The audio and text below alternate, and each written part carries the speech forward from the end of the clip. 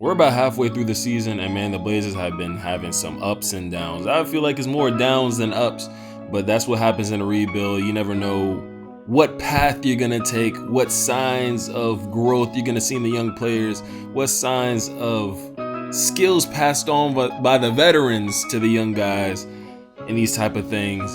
And man, has it been a ride, bro.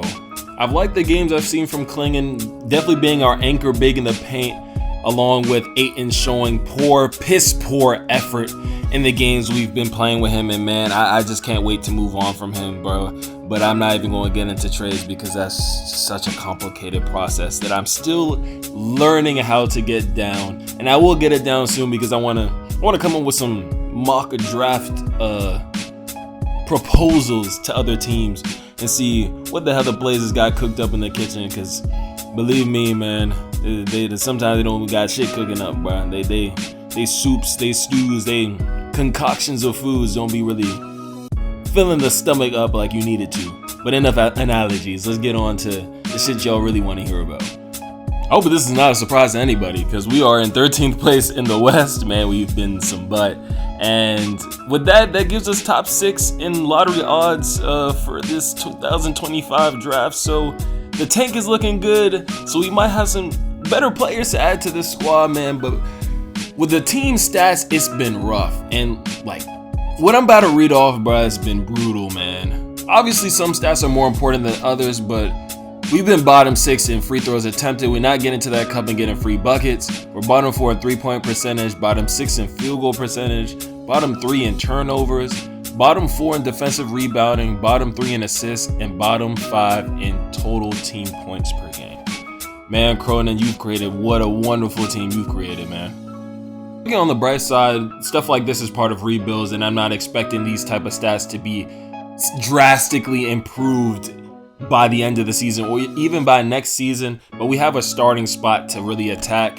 And I've been proud of Scoot's stretch of games he's had, and man, this Nets game was something that I didn't think he had in the tank yet, man. Like, he was going the fuck off, excuse my French, man. He was baking it up. I thought I was seeing Damian Lillard out there, man. He was stroking that rock, bro. If you were telling me going into this game between two tanking teams that we were going to lose by 18 and Scoot was going to hit 8 threes and go almost perfect in the first half, he had like 25 in the first half, man, I would have told you and hit me in the head with a brick and a coconut. Just knock the CTE into me because I would have thought you was tripping. I know Scoot's upsides on playmaking and his athleticism and just being able to find his teammates in open positions to succeed, but his shot was something that we were still trying to wait on, it was still tweaking. But this game was a perfect showcase of what he can do beyond the 3-point line, man. It was such a marvel to experience, man. Only wish we didn't get our ass whooped. Like, it's good for the tanking, but golly, bro, we can't be getting whooped like this to the Nets, man. We both supposed to be some shit, bro.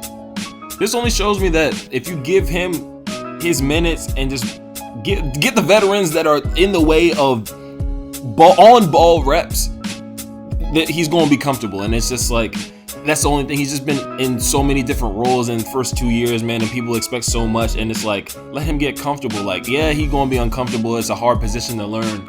But man, it also made me want to look into like what we really need to draft, bro, because yes, it's early. Yeah, fucking draft mock boards can be changing up day by day, game by game. We're not even at March Madness yet, but I think I got 2 players in mind that would definitely really help the spacing for Scoot to really operate in the paint and just the overall rebounding defensive scheme that we want to do, and just create space so we can hit a couple threes. Like, we need some strokers on our team. So let's get into them.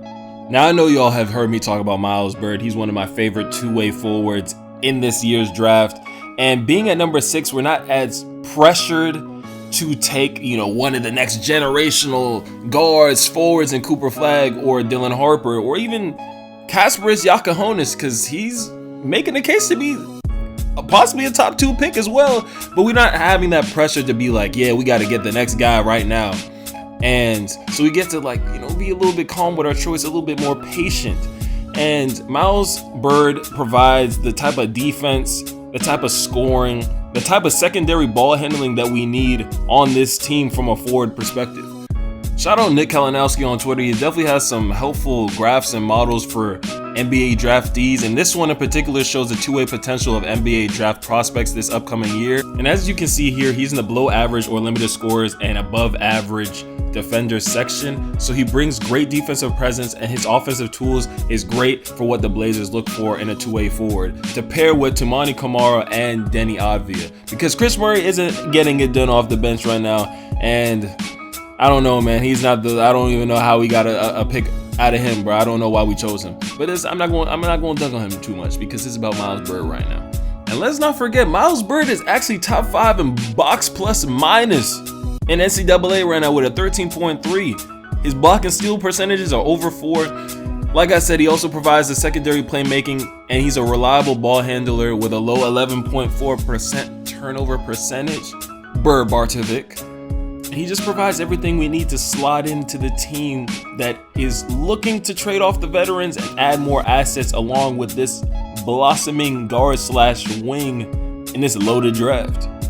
The next guy I like that the Blazers could pick up, the jury's still out on him, but he's been showing real playmaking flashes and athleticism and rebounding, and help side defense is still there, so I can't count him out just yet. But it's Ace Bailey, man, and he definitely has turned over a new leaf in my eyes, at least, because he's top 10 in my big board, but I was definitely moving him out. But he's almost about net neutral in the two-way potential of his prospecticity. I don't know if that's a word, but I'm gonna use it anyway. But he's definitely one of those guys that doesn't need to have the ball in their hands. He can make tough shots. He can make catch and shoots. Like, his stroke is there. His shot is weird though because he's not a very good free throw shooter, and that concerns me for his long-term shooting projection. So that's still something I want to keep an eye on. But other than that, he definitely has the tools to be a great defender on the squad that wants to run and gun with all the young legs we got. So definitely Ace Bailey could make some shake for us, but please, I want to keep seeing you go through your progressions and reads. When you get double teamed, pass that rock. If you're able to put down the ball on the floor and get to the rim, that's all the stuff I want to see from him. And that natural progression to getting to a high-end all-star, even superstar in the league in the future, kind of depends on those type of things developing, because he has the mentality. He just needs the process, because the process it hasn't been processing yet. But along with the defensive tools that I know that he can provide to the team, the shot and the spacing definitely will be there as well if his shooting holds up. And it's one of the things I'm most excited about, particularly because we have been a bad three-point shooting team for probably about three years. And we don't have to be one of the best three-point shooting teams, but we can't be the worst. We can't be the worst in every scoring aspect. Somebody has to put the ball in the hoop.